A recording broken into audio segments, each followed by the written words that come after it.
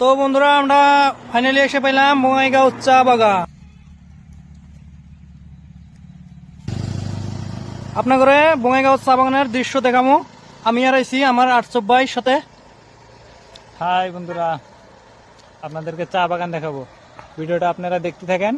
চা বাগান কিরকম ভালো লাগে আপনাদেরকে দেখাচ্ছি। তো আমাদের সাথে থাকুন, ব্লগটা দেখতে থাকুন।